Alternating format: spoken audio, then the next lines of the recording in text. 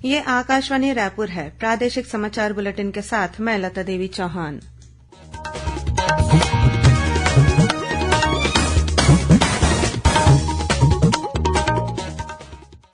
पेश है आज के मुख्य समाचार। ईडी ने छत्तीसगढ़ में करीब 2000 करोड़ रुपए के शराब घोटाले का दावा किया है।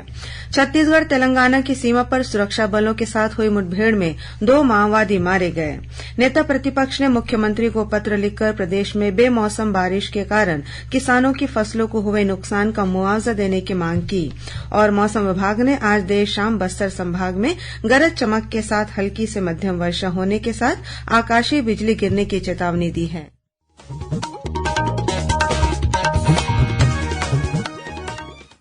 अब समाचार विस्तार से।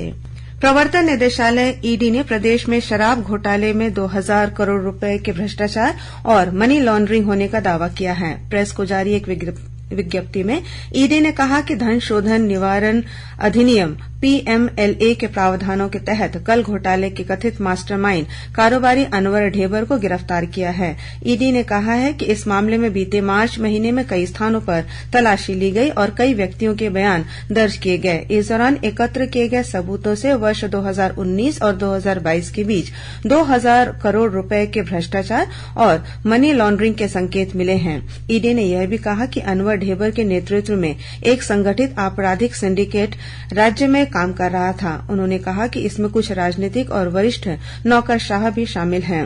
ईडी ने कहा कि फिलहाल जांच जारी है और इस सिलसिले में कई और गिरफ्तारियां हो सकती हैं।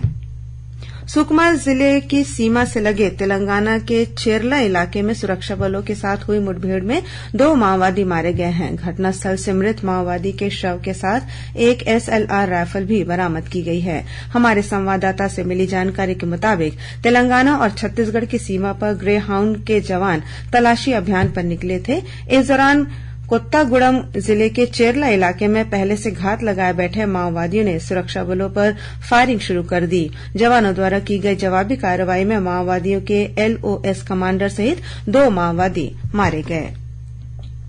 दंतेवाड़ा जिले के अरनपुर थाना क्षेत्र में पिछले दिनों हुई माओवादी घटना के बाद पुलिस ने अब तक 7 लोगों को गिरफ्तार किया है। इनमें 3 नाबालिग हैं। जिले के पुलिस अधीक्षक सिद्धार्थ तिवारी ने बताया कि अरनपुर घटना के बाद आसपास के इलाके में लगातार सर्चिंग की जा रही है। इसके तहत आज एक माओवादी को गिरफ्तार किया गया। इससे पहले 5 मई को 3 आरोपियों को गिरफ्तार किया गया था।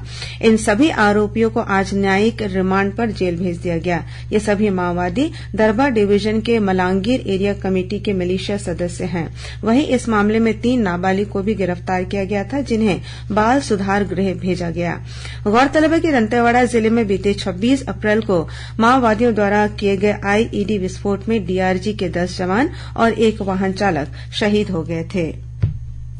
नेता प्रतिपक्ष नारायण चंदेल ने मुख्यमंत्री भूपेश बघेल को पत्र लिखकर प्रदेश में बेमौसम बारिश के कारण किसानों की फसलों को हुए नुकसान का मुआवजा देने की मांग की है। श्री चंदेल ने अपने पत्र में लिखा है कि प्रदेश में असमय हुई बदली बारिश के कारण किसानों की रबी फसल के अलावा सब्जी और फल भी बर्बाद हो गए हैं। अकेले जांजगीर चांपा जिले में 25,000 एकड़ में लगी फसल बर्बाद हो गई है, जबकि पूरे प्रदेश में लाखों एकड़ में लगी फसल बर्बाद होने के कगार पर है। इससे किसानों को भारी नुकसान उठाना पड़ रहा है।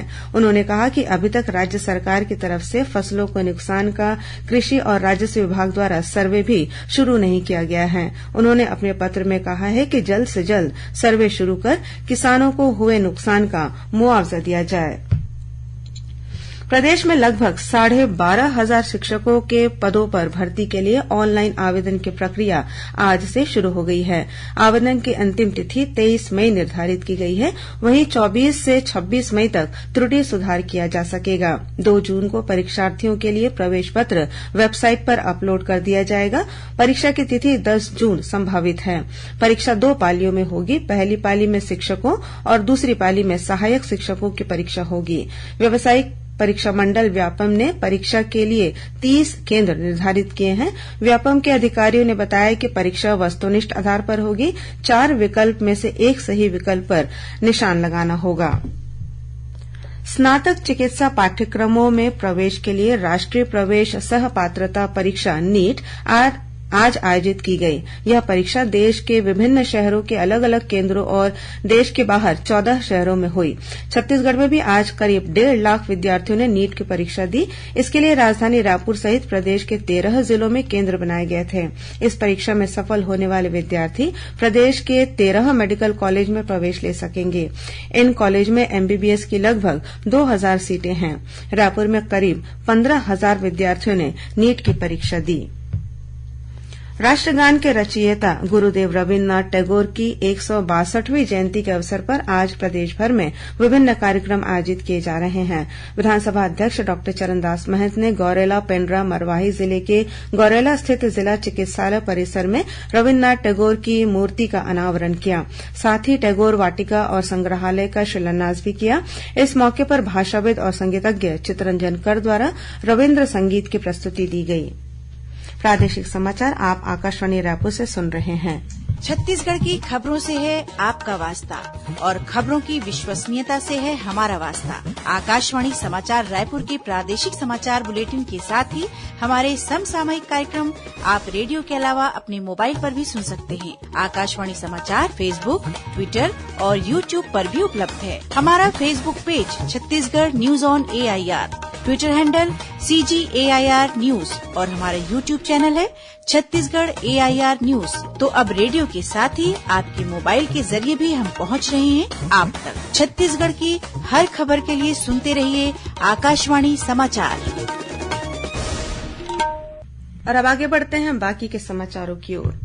दक्षिण पूर्व मध्य रेलवे के रायपुर रेल मंडल में रायपुर RVH के बीच दोहरीकरण और रायपुर स्टेशन यार्ड के आधुनिकीकरण का कार्य तेज गति से किया जा रहा है। इस कार्य के आगामी 10 मई तक पूर्ण होने की संभावना है।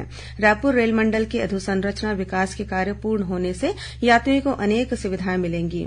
रायपुर रेल मंडल से मिली जानकारी के अनुसार रायपुर रेल स्टेशन पर दुर्ग छोड़ की तरफ बन रहे फुट ओवर ब्रिज के कार्य पूर्ण होने से यात्रियों को स्टेशन के एक प्लेटफॉर्म से दूसरे प्लेटफॉर्म में आने जाने के लिए रैंप की सुविधा मिलेगी।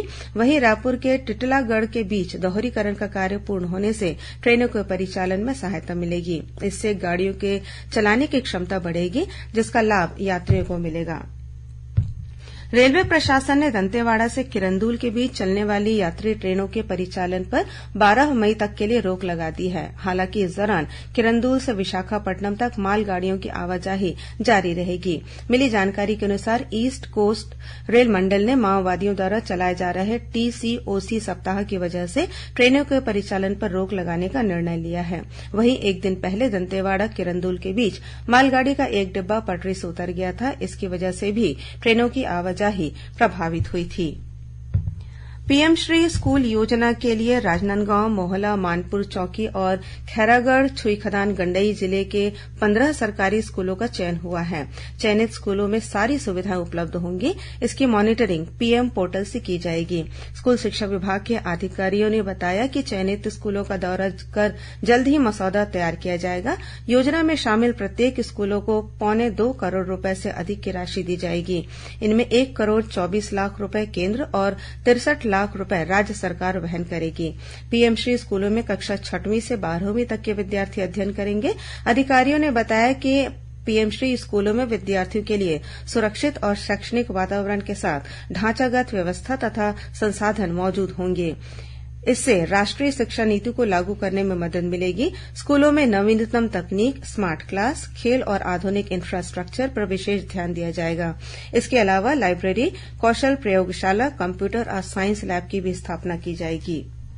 राष्ट्रीय विधिक सेवा प्राधिकरण नई दिल्ली के निर्देश पर प्रदेश में आगामी 13 मई को राष्ट्रीय लोक अदालत का आयोजन किया जाएगा।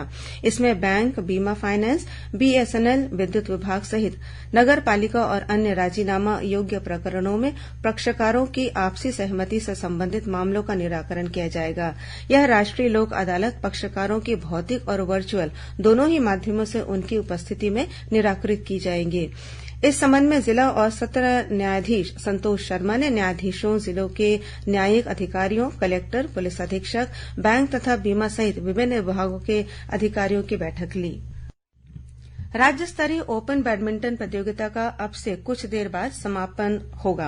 कोंडागांव जिला मुख्यालय में आयोजित 3 दिवसीय इस प्रतियोगिता में राज्य भर से 138 खिलाड़ी भाग ले रहे हैं। इनमें कांकेर, बिलासपुर, धमतरी, दंतेवाड़ा, नारायणपुर, दुर्ग, जगदलपुर और सुकमा जिले के प्रतिभागी शामिल हैं। यह प्रतियोगिता 4 वर्गों में आयोजित की जा रही है। प्रतियोगिता के पहले दिन अंडर 19 में 24 खिलाड़ियों ने भाग लिया। इनमें गर्ल्स ओपन वर्ग में 10 महिला खिलाड़ी भी शामिल हैं। जिले के बाहर से आए खिलाड़ियों के लिए जिला प्रशासन द्वारा आवास, भोजन और यातायात की समुचित व्यवस्था की गई है। और अब पेश है मौसम का हाल। प्रदेश में हवा की दिशा बदलते ही गर्मी बढ़ने लगी है। हालांकि अधिकतम और न्यूनतम तापमान में अभी भी सामान्य से नीचे है। इसके बावजूद दोपहर की तेज धूप चुभने लगी है और उमस से लोग परेशान हैं। मौसम विभाग से मिली जानकारी के अनुसार एक ऊपरी हवा का चक्रवाती परिसंचरण दक्षिण पूर्व बंगाल की खाड़ी और उससे लगे दक्षिण अंडमान के ऊपर स्थित है। इसके प्रभाव से कल इसी क्षेत्र में निम्न दाब के क्षेत्र के रूप में परिवर्तन होने की संभावना है। उसके बाद इस अवदाब के 9 मई को प्रबल होकर दक्षिण पूर्व बंगाल की खाड़ी और उससे लगे दक्षिण अंडमान सागर के ऊपर स्थित होने की संभावना है। उसके बाद यह और प्रबल होकर चक्रवाती तूफान के रूप में परिवर्तित हो सकती है। इस बीच मौसम विभाग ने आज देर शाम बस्तर संभाग में गरज चमक के साथ हल्की से मध्यम वर्षा होने और अंधड़ चलने के तथा वज्रपात होने की चेतावनी दी है। अब कुछ अन्य खबरें संक्षेप में। सुकमा जिले के माओवाद प्रभावित इलाकों में तैनात सीआरपीएफ की 150वीं बटालियन के मुख्यालय में रक्तदान शिविर का आयोजन किया गया। शिविर में जिले के पुलिस अधीक्षक सुनील शर्मा और बटालियन के कमांडेंट श्री सारन ने रक्तदान कर जवानों की हौसला अफजाई की। और महासमुंद जिले में घोडारी मोड़ के पास कार और मालवाहक वाहन के बीच हुए आमने सामने की भिड़ंत में 9 लोग घायल हो गए हैं। घायलों में से 2 की हालत गंभीर बताई गई है, जिन्हें रायपुर रेफर किया गया है।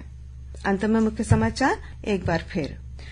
ईडी ने छत्तीसगढ़ में करीब 2000 करोड़ रुपए के शराब घोटाले का दावा किया है। छत्तीसगढ़ तेलंगाना की सीमा पर सुरक्षा बलों के साथ हुई मुठभेड़ में 2 माओवादी मारे गए। नेता प्रतिपक्ष ने मुख्यमंत्री को पत्र लिखकर प्रदेश में बेमौसम बारिश के कारण किसानों की फसलों को हुए नुकसान का मुआवजा देने की मांग की। और मौसम विभाग ने आज देर शाम बस्तर संभाग में गरज चमक के साथ हल्की से मध्यम वर्षा होने के साथ आकाशीय बिजली गिरने की चेतावनी दी है। इसी के साथ प्रादेशिक समाचार बुलेटिन समाप्त हुआ। नमस्कार।